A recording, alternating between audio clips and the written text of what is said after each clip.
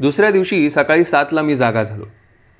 सकाळचा चहा प्याल्यानंतर अर्थातच माझा हात सिगरेटच्या पाकिटाकडे गेला.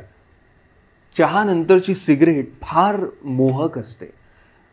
माझा हात असा सिगरेटसाठी शिवशिवला.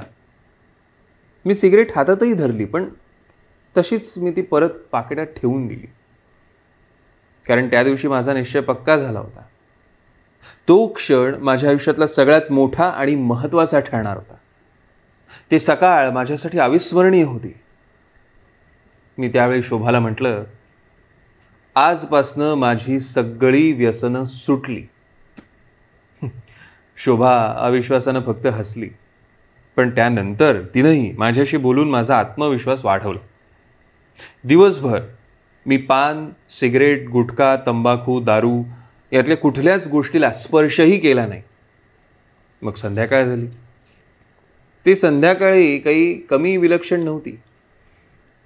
संध्याकाळी अर्थातच माझी पावलं बारकडे वळायला लागली. मी किशोर पंजाब रेस्टॉरंट अँड बार नावाच्या एका हॉटेलमध्ये गेलो सुद्धा, पण स्वतःशीच म्हटलं, दारूचीच इच्छा होऊ नये म्हणून सुरुवातीला भरपूर लस्सी प्यावी. मी लस्सीचे चक्क 3 ग्लास ओळीनं प्यायलो.